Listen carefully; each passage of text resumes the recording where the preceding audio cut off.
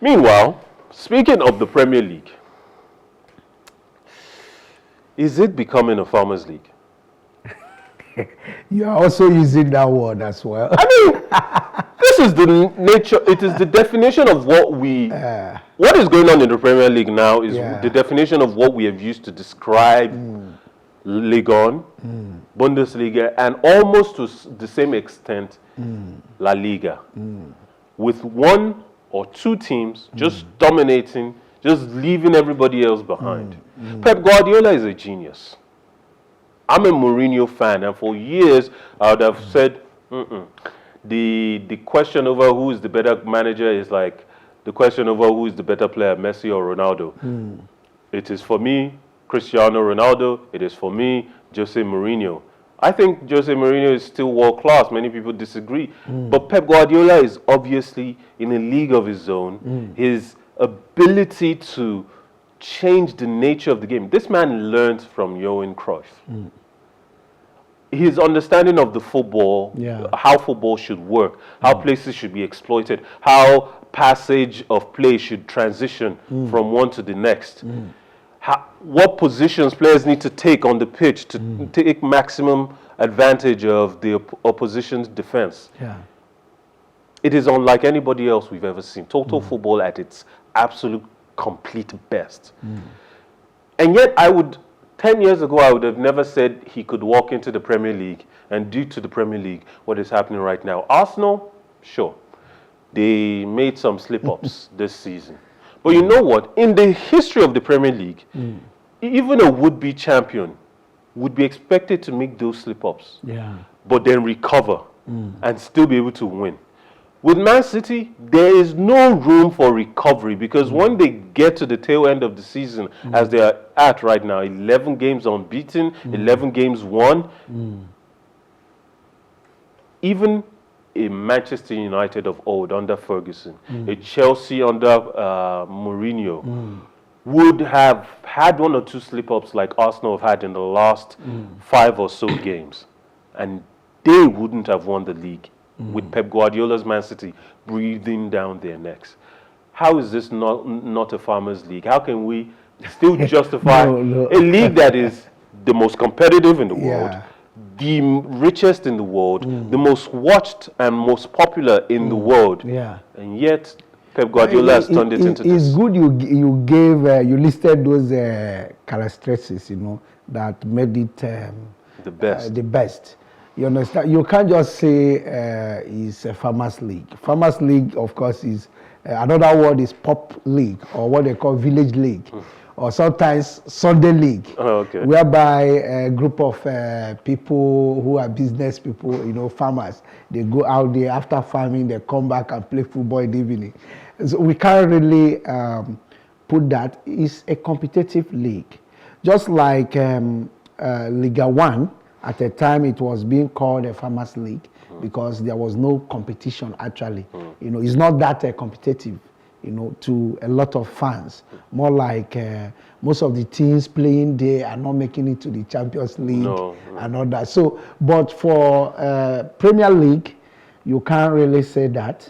But in another sense, the argument from another quarter is that English Premier League is really the true farmers' league.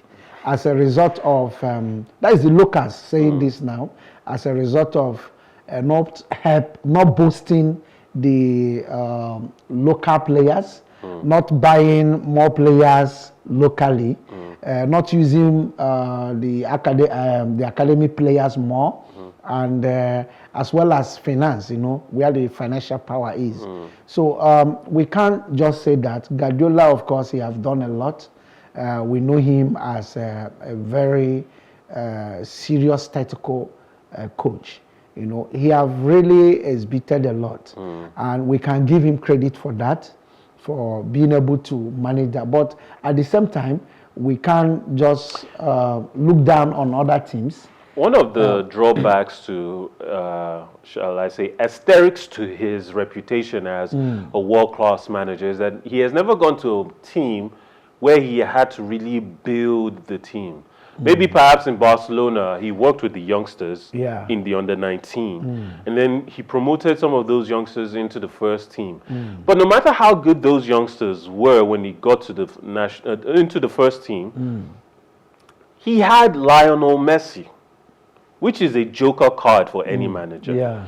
Playing in a squad that had an identity of football that was pretty much a template that what didn't really change by much, but just got improved upon. Perhaps maybe we would say he added more pace to the decision making on the pitch. Yeah. But ultimately, that squad was built to win, even without Pep Guardiola. Under any other manager before him, there were winners. After him, there have been winners, and but he went to Bayern Munich next, a team where the league is theirs to walk through every season. He didn't win the Champions League, and he has come to Man City. He hasn't won the Champions League. He has pumped so much money into the team, over $1 billion under him alone as a manager. Sure, he has spent over 6 years right now at the squad, but still, he has spent a lot of money, and that has been one of the queries about him. If he went back to Germany and say took over a team like Leverkusen, Wolfsburg, and then was going up against other managers, because some of the very best managers in world football right now are in Germany. They're German coaches with more tactical understanding of the game, more tactical expressions of ideas than English managers, than even Spanish managers right now. Perhaps he was never going to do that, because at his age, perhaps the national team is what's left for him to go conquer. Yeah. That asterisks to his title obviously doesn't diminish that he's a genius. He could still win with those teams if he took over a smaller team. Yeah. But it begs the question now that what is left for him to accomplish? Even if he goes to the national side, nothing he accomplishes at the national side will be anywhere as impressive as what he could, because in a single season he could win, and he has the potential to win a treble with Man City this season. Yeah. He has the potential to win in a single season, in a single year, 3 trophies, 4 trophies, maybe even 5 or 6. At the national side, he wins maybe the World Cup. Any team he takes over at this point will either be Brazil, Spain, Germany, France, the perennial winners. Yeah. He's not going to win a trophy for them, and he's going to be like, oh, no one has ever done it for them. No one has done it in 30 years. Yeah. Are you against continuity? No, I'm just saying he has achieved so much because he started at the peak. Okay. There's no room, there's nowhere else to go now. If he leaves Man City, if the league were more competitive, maybe he would end up at Paris Saint-Germain, not anywhere else. Maybe back to Spain, where the league is more competitive because Real Madrid are not. Are you seeing him retiring soon? I don't see him retiring soon. I don't even see him taking over the national side anytime soon, because he's a workaholic. He thinks and breathes football all the time, all day. So my thing is, if he leaves Man City, he's not going to get the kind of fulfillment that he has had at club football. Unlike the managers who started out at Mainz, like Thomas Tuchel, who started out at Porto, like Jose Mourinho, who then climbed up to get to the level that they are at right now. Klopp, if he leaves Liverpool, he can still go to Madrid.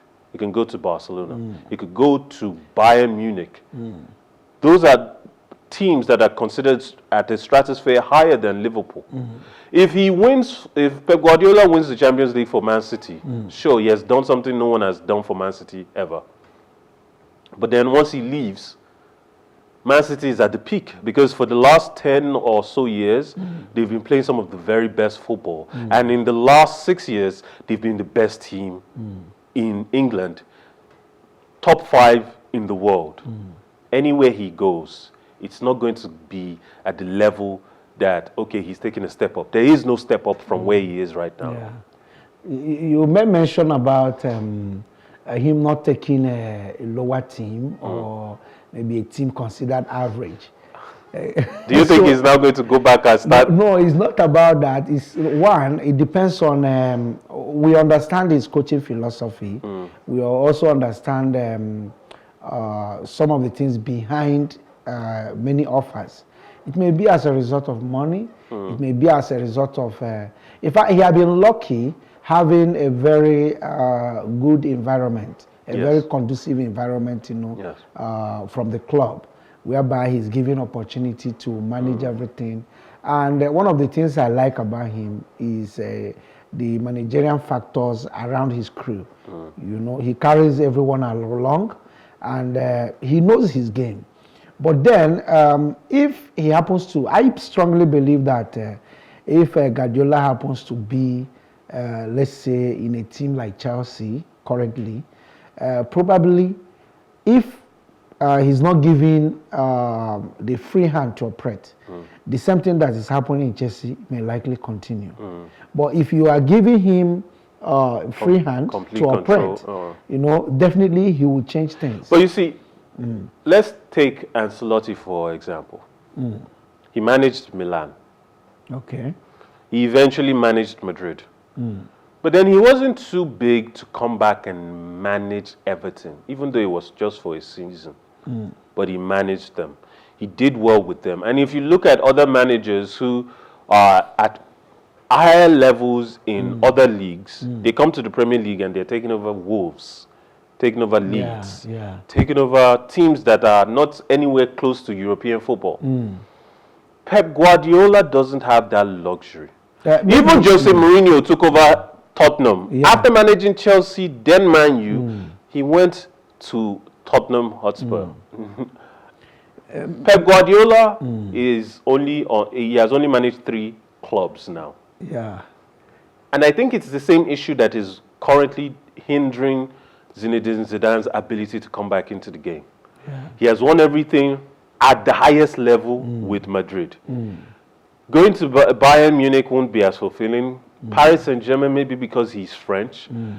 Coming to England isn't as appealing because he doesn't speak the language, but it's the only other environment where he can come to.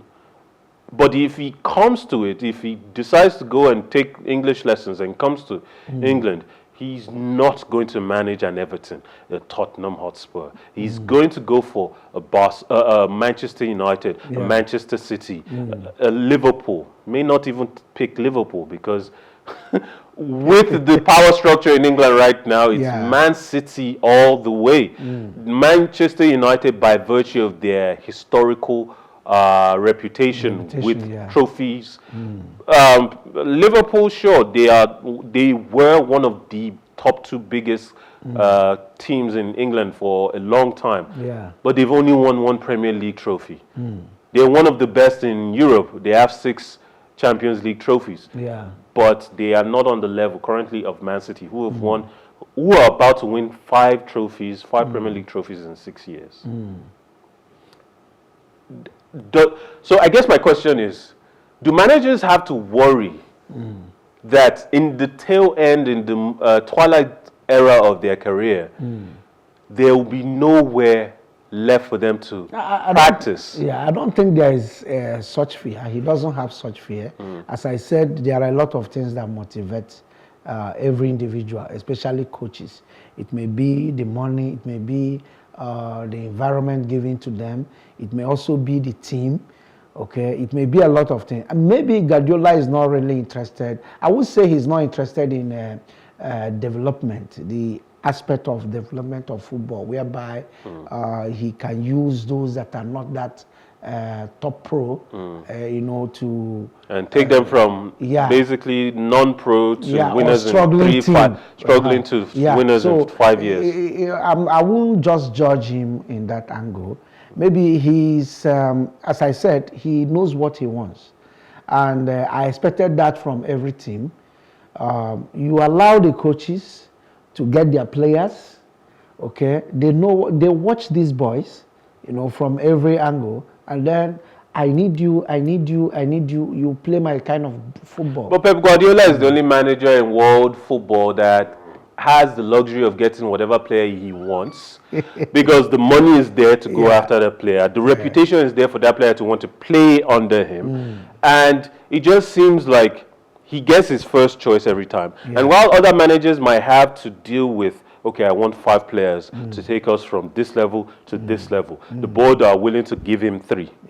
Pep Guardiola gets every player he wants. Except, of course, if it's a player that maybe the player wants to play for Madrid, wants to play for Barcelona.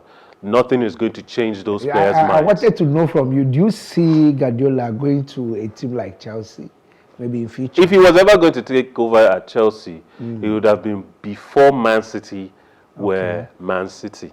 Man City were a blank slate with nothing won, with no reputation. And Chelsea was a team that had disrupted the establishment.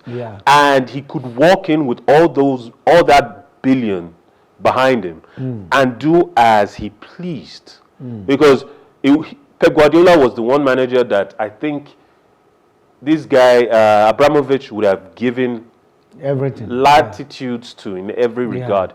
But he never went there. He never even went to Manchester United, an established team that Alex Ferguson wanted to basically hand over the throne to him. So I think he went to Man City because he felt there was something to achieve at Man City. I don't think so. He must have seen, he must have weighed his basket, you know. Is he going to work here? Is he going to work here? Who are the people that will really, you know, give him all he wanted? It's easy to say. Club may definitely say a lot. That they need, I mean, we are going to do this, we are going to do that. But at the same time, I think his kind of person would take time to investigate some of the things coming as promise. Or definitely with these people operate the way that will suit him. All right, thank you, Henry. I really appreciate it. It's taking so long for us to get back here. I hope it doesn't take another year to bring you back. But thank you again. I really appreciate it.